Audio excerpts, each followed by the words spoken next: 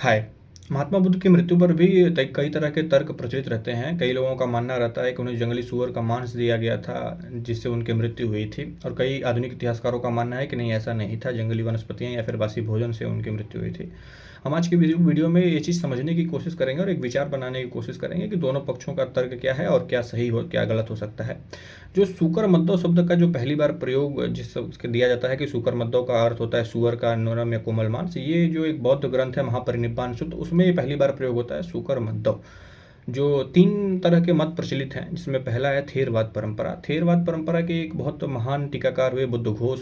उनका ये मानना था कि शूकर का जो मतलब होता है पाली ग्रंथों में, वो होता है सुअर, और मद्दो का अर्थ होता है कोमल या नरम, जिसका अर्थ उन्होंने निकाला कि जंगली सुअर का मांस। और ये बात सब लोग प्रचलित है कि जब अंतिम बार भोजन उन्होंने किया था, चुंद नामक लोहार के घर में उन्होंने अंतिम बार भोजन किया था। महायान परंपरा आधुनिक विद्वानों का मतलब था कंदमूल, फल या मशरूम इसका अर्थ होता है। और पाली विद्वान हुए थे जिस डेविड्स, जिनका कहना था कि ये सुअर का मांस नहीं था। और प्राचीन भारत में कई तरह की वनस्पतियां, मशरूम, कुकुरमुत्ता, ट्रफल, जिनके नाम सुकर से शुरू होते हैं, या फिर ये सुअर के द्वारा जो खोदी गई जमीन होती है, वहाँ पर कुछ वनस्पतियां उगती हैं जिन्हें सूकर मद्दो कहते हैं। तीसरी परंपरा जो होती है कि धम्मपाल का जो मत है, वो कहता है कि ये जो है सूकर मद्दो शब्द है, ये बांस की कोमल कोपलों से है, या फिर ये जहाँ पे सुअर के द्वारा खोदी गई जमीन होती है, वहाँ पे ये बांस की कोपलें उगती हैं, उन्हें सूकर मद्दो बोलते हैं।